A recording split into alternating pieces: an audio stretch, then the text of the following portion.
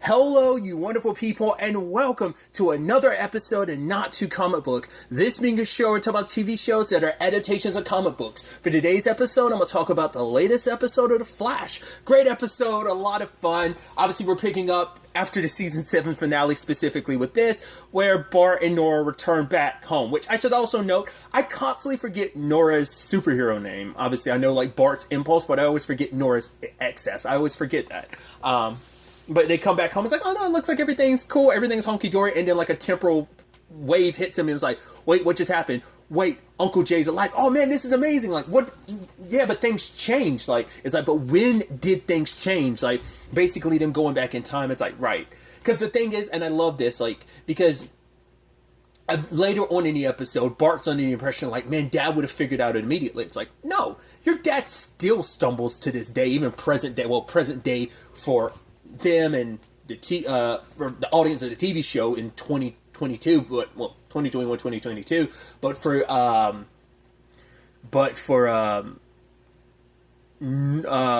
because this version of Nora never went back in time. This isn't the same Nora from season 4/5 of The Flash. This is a different Nora, so she never went back in time and learned all that she learned from her dad. To be fair, her dad wasn't around because of, at that time it was obviously because he was supposed to die during Crisis on Infinite Earths, that whole thing. So, but this is a different Nora because that Nora died because of Eobard, that's what I'm going to say. So, she didn't learn all the lessons because, like, that was a lesson that Barry imparted on her. It was like, no, I screwed up all the time. I never, like, got it. Like, I'm still stumbling and finding my way. Especially because Barry's lucky, too. He has an entire team. He has a family beside him that helps him, like, find his way, stumbling his way through everything. But, yeah, like, he's only gotten this far because he's had so many people beside him. So, like, once again, he still stumbles, but the thing is, he always gets back up. But that's a lesson that, because in, Bart's mind, it's like, no, my dad's the perfect hero. He even thinks Nora's the perfect hero, but she's like, no, I stumbled plenty of times, but Dad helped me pick me up. And, like, the fact is, anytime you stumble, I'll be there to pick you up, bro, which I think is really sweet.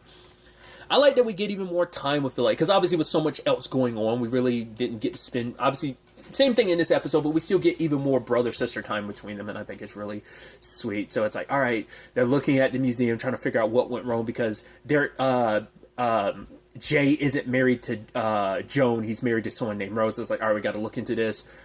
So they go to the museum to find out some things that changed, and obviously it's like, oh, Booster Gold gets thanked at the museum. Oh, it's like, shut up. And it's a picture of Donald Faison on. I'm like, shut up. It was like, but of course you can do that. And I loved it, like, who the hell is Booster Gold? So I'm like, I guess that's something that changed while they were away. To be fair, it makes sense, because he's also a time traveler too, so of course he wouldn't be someone that you would know, but because he's all time traveling shenanigans with the legends and stuff like that. That means something, like, whatever that is, that little side note, that has to be a thing that eventually it's going to be probably one of those in-between things that never really gets answered, but it'd be like a season 8 thing, like, oh, he was on some misadventures with the legends, and that's when that happened. Whether they'd actually acknowledge that in, like, a season 8 type of thing, or whether that just be like, it happened, we just don't. I would love it if, like, Legends, like a season 8 could answer, like, acknowledge that little tidbit there. That'd be pretty dope. But regardless, basically they take it all the way back to, like, 2013, and we kind of understand why they got there, because apparently like when Zoom attacked, which is season 2, apparently Joe was chief, but it's like, no, he wasn't chief at that time. So what happened, basically he ended up getting shot in, like, a bank robbery or whatever, which I love when they actually see the bank robber. That guy's so weird, and he was like, yo, I'm getting these no blood diamonds for me. And Joe's like, is this the first time you've ever held a gun? He's like, yeah, and there's definitely bullets in here and whatever. I'm like, he's like, this is definitely a real gun. I'm like, this guy's a weirdo, because even Joe's like, most people who rob a place don't wear the jewelry that they just stole. And the reason why the gun went off is because he accidentally dropped it. He's like, oh, it's heavier than it normally looks. But I do wonder why Bart decided to dress up like that, because Nora didn't. She's like, what are you wearing? He's like, yeah. She's like, yeah, I'm in incognito. Sexy. And it's like, this is 1913. And it's like, right, we can't find out, let people know who we are while we're here. Immediately, Eddie pops up. Who are you two, and why are you here? And they're just like, oh, we're the interns. And it's so interesting, because I'm trying to, it's been forever since I've seen season 1. I have not seen season 1 of The Flash since it originally aired, which is like, oh my god, it's crazy to think how long ago that is. It's wild to think about. But yeah, I mean, the fact is that Eddie, like, I didn't remember Eddie and Joe not getting along. I'd assume, like, him and Iris being together probably, like, played into that. But it seems like even before they even got together, like, Joe wasn't too happy about it. It's like, yeah, he just lost his partner. I mean, plus at the same time, it wasn't a great time either, because essentially his son, Barry, was in a coma, you know, so there's still a lot. I love that he tried asking out Cecile, but it kind of blew up in his face. She was like, men are jerks. And it's like, another cop, she's like, I'm sorry. I mean, to be fair, her divorce finalized today. And Joe's like, and you didn't think that was important information? Tell me. And she's like, I'm sorry. I just thought you two would make a cute pair. I love it.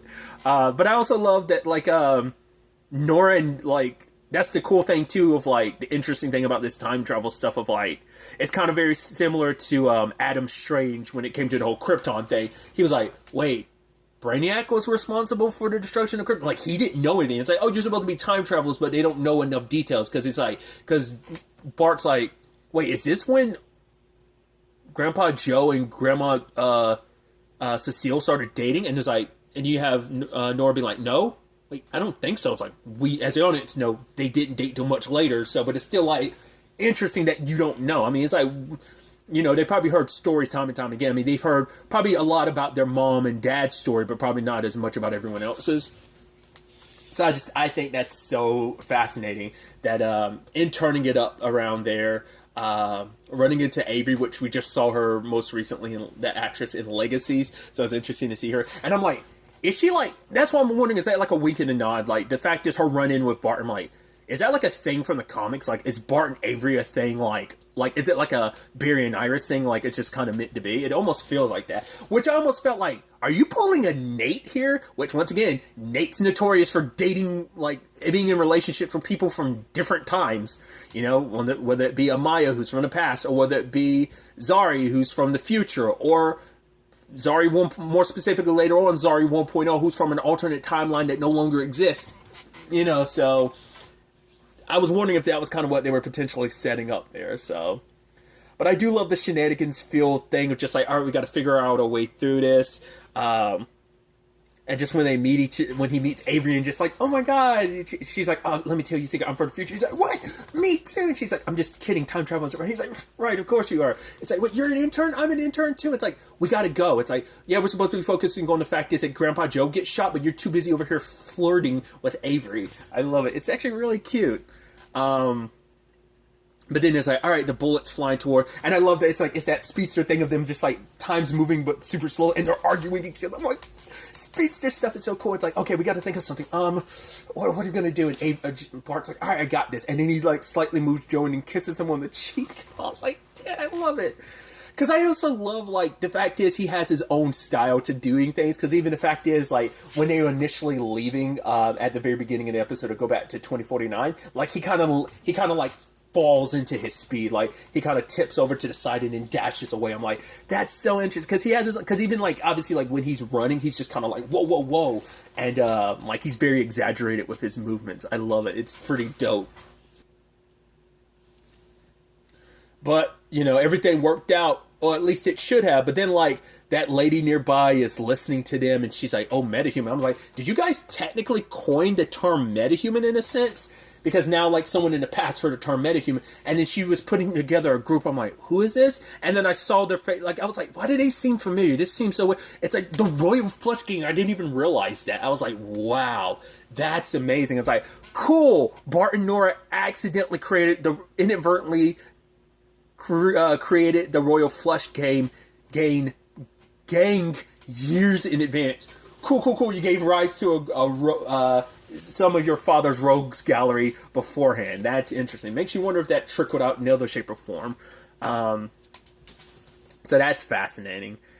And now they're in this position where it's like, cool, the Royal Flush Gang is active because time is now, because they changed stuff. Like, Bart doing what he did, instead of moving the bullet, he ended up moving Joe, and it just like ended up trickling out now. And now it's because of them, like the Royal Flush Gang came together years before they were supposed to, because it's not supposed to be, because a lot of metahumans at the very least, at least a group like that coming together like that wasn't supposed to happen until Barry became the Flash, and that became like a much more known thing about metahumans. So, but like I brought up earlier, it's kind of sad that Bart's beating himself up, because he's like, right, you would have figured this all out, Dad. I'm a failure.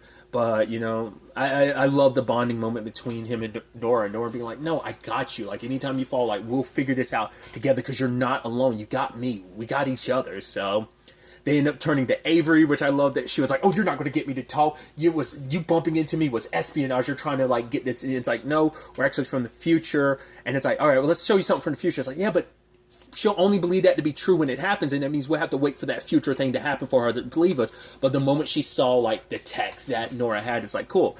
They all did this without showing off their speed, too. I guess that would have been an easier thing to kind of explain, but, you know. But it's like, right. She ended up helping them realize that, and they started noticing that the number of people that died during the bank heist constantly changed, and you're like, why is that? The bank heist became a fixed point, which I'm like, oh boy, we know how fixed points roll.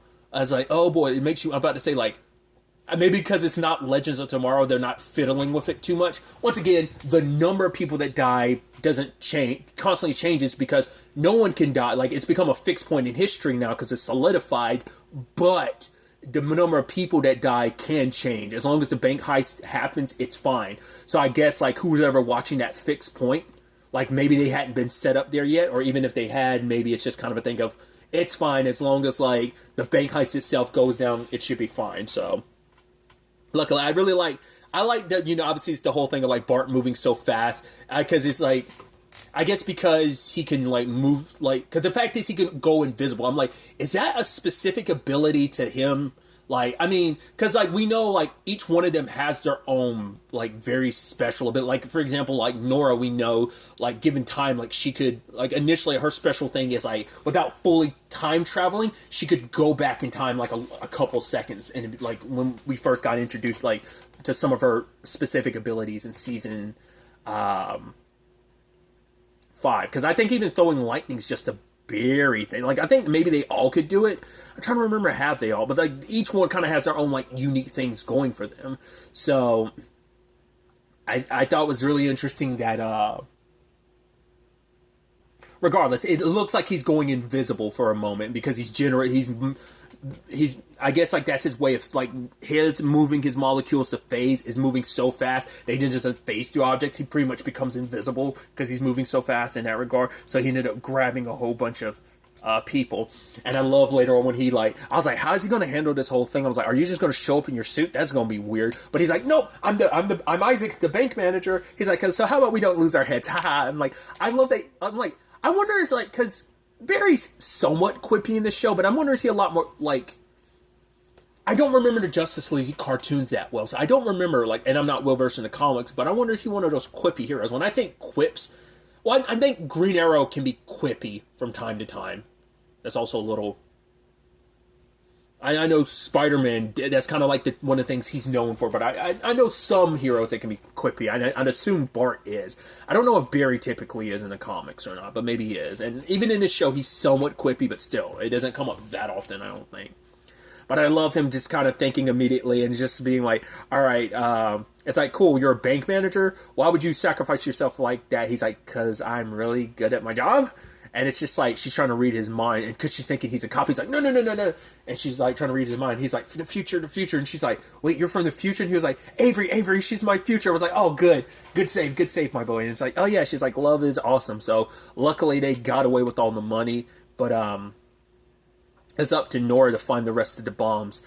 Honestly, doing it with style too, like running to the top of the building, like cartwheels, like spinning like that, and then like tossing the bombs in the air was pretty dope. Superhero landing and all, I was like, that was pretty amazing. That was a really nice touch. So they ended up saving the day. Everything worked out in the end. Also along the way, they ended up pushing the Joe and Cecile thing. Maybe maybe because of the changes they made. I mean, because it also comes down to Cecile whether or not whenever she was finally ready. But I'm sure they kind of nudged that along a little bit because she's the one that gave Joe advice, because I love that, like, Eddie was talking to him, being like, I know you don't like me much. Your partner, you lost your partner. One of our CIs being in a coma. Plus the whole being turned down by Counselor Horton. And he was like, who told you that? And he was like, everyone. And Joe's looking around like, wait, everyone knows? I was like, that's embarrassing. I feel so bad for Joe. I love it so much. But yeah, it all worked out in the end because Cecile was like, right, I'm sorry, just everything going on. Like, obviously, he's like, I know what it's like to separate from someone. Obviously, like, he ended up separating from his ex, which is actually kind of heartbreaking to think about. The reason why it's heartbreaking is because it's like, yeah, because let's not forget, his ex eventually died because she was sick. So it's kind of like, right. Yeah, this is also the point in time he doesn't know that Wally exists yet. He also eventually will lose his ex-wife because she ends up she's sick. So it's actually kind of really depressing along those lines. But, you know, what you didn't know then and all that, you know.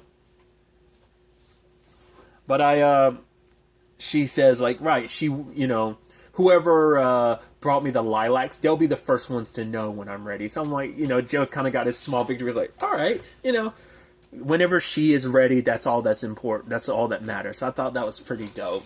And so, obviously, Nora and Bart jumping in on a photo. Hey, interns! And no one's going to ask any question when the interns just magically disappear and stuff. So I am curious, like, about Avery. What that's going to mean in the long run for her research and everything, because Bart did help her. Because I'm about to also think too, because it's like, well, Avery's going to be like 37 years older in 2049. So I'm like, oh, are you going to like bump into Avery in 2049, which is going to be weird? She's going to be like, oh, wait, Bart? Like, that'd be weird. I don't know. That's kind of crazy. So, but I'm like, oh, you know, is he ever going to pop back into 2013 to see her? That'd be interesting. It'd be like a very interesting, like I said, I referenced Nate, but also a little bit of the, like, Doctor and River song, how their love story worked. Obviously, this wouldn't be the same thing, but kind of a long distance relationship across time would be interesting. That's probably not going to happen, but I think that'd be so cute if they kind of played with that some more and did more with that or not. I don't know. I think that's interesting.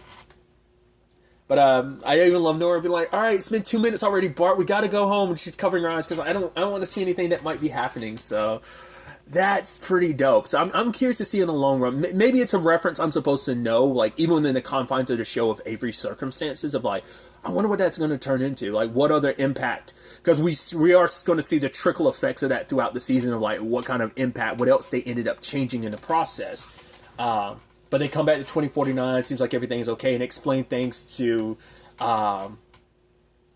Jay, and he's like, oh, wow. He's like, I died because of Godspeed? Because in this time, it was the reason why he's alive is because Bart had actually saved him. But it's like, yeah, he's like, yeah, if you think, you know, this is all my fault. So he's like, right, if you don't think I'm ready to be the Flash, then I understand. And then Jay couldn't help but laugh because he's like, right.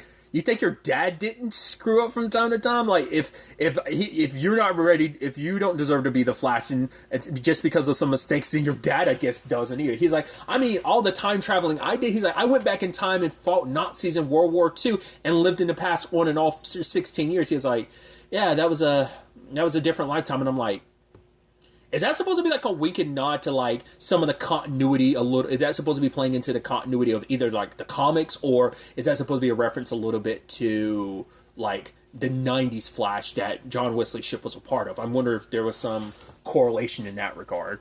But either way, he's kind of like, but him saying like, oh yeah, that was a different lifetime. So either way, everything got resolved, and it's like, and I love the whole messaging of like, yes, there's sometimes will be things that you can undo, which, once again, it's that hard lesson any hero has to learn when it comes to those whole time travel thing. But he's like, yeah, but there are some situations where you are able to make things right, and this was one of those situations. At the very least, sometimes you can't make things right, but you can't undo them, but at the very least, you can try to make things better, and that's what you were able to do this time. So he's like, right, I gotta go. He was like referencing something about President Luthor, and they're like, wait, Lex Luthor's president? He was like, gotcha. Which is like, ho, funny, but obviously that's a comic book thing. In the Smallville continuity, he eventually became president as well, so It's not out of the realm of possibility, but it's like, oh, you got us, Uncle Jay. Yeah, everything worked out. I even love at the very end, everyone's going out for dinner, present day. It's like, cool. It's like, oh, you have Allegra apparently like kind of a little hungover from partying too hard. Which I'm wondering, I would assume this isn't post them hooking up, because like they kind of had like a one night stand thing and then they kind of went in their separate ways. We kind of learned that from the future, 10 years into the future in Armageddon. We learned from that, but I don't know if this is that thing. It didn't seem like her and Chester were kind of awkward around each other. Still could be that, but But I love that Frost is like, oh yeah, I've forgiven Mark for all of this stuff he's done in her life. Really? He's like, yeah, he's turned over a new leaf. Then apparently they're talking about Caitlyn's new guy in her life. It's just like, all right. And then just like, all right, let's zoom over to Paris, which I'm like, Joe's been zoomed before. I don't know if Cecile, Chester, or Allegra have. I think maybe Cecile has, probably not Allegra and Chester, but I'm like, I wonder, are any of them going to have the Diggle reaction? Because Diggle has the greatest reaction to it. I think Oliver had a tough time with it, but like Diggle's the one that constantly had an issue with it. Once again, Armageddon had Barry finally feeling just how Diggle's felt for all these years. But but as they leave, we see the brush that Iris had kind of disappearing with the temporal energy. So some residual effects. I wonder one of the Force, the Steel Force, I wonder, will he play any role in this? Because I think some of that stuff with with Iris is still at play, so I'm wondering, is that some correlation? It seems like that might just be more so about the trickle effect of Bart and the Bart and Nora thing. I am curious, because for a very, very, very long time, since we're talking about season 1, because obviously they introduced like Iris and Eddie, like they're kind of started that, and the fact is they focus on that too. We have still never turned back around to the whole Eddie thing. Like that has to be like a final season thing, right? When it comes full circle completely. The fact is, Eddie, when he shot himself to kill Eobard, and then he got sucked into a time where like we've never because everyone kept being like, all right, when is that coming back around? It has been years and that still hasn't. It's 7 seasons later and that still hasn't come back around. So either that's going to come out it has to come up at some point in time, considering the fact is they made a point of it too. It's always been in the back of my mind of when they'll ever utilize that, but maybe that's always been like a final season plan of like, no, we're only going to use that as like a final, like everything coming full circle. But the fact is, it was Iris's brush, and obviously this episode touched on their relationship, like Eddie and her. So that's when I'm like, I don't know what to make of that. It's definitely going to be interesting to see where things go. We got little tidbits here and there in the trailer. A lot of what we saw in the trailer was mainly about Bart and Nora, basically this episode, but with some of the stuff trickling out from the rest of the season as well. But I'm excited to see ultimately what happens, where the rest of the season ends up taking us. Excited to have the flashback. But really, that's all I want to talk about. So the next time we meet, be happy, be safe, live life to the fullest, and enjoy it. Good day and goodbye.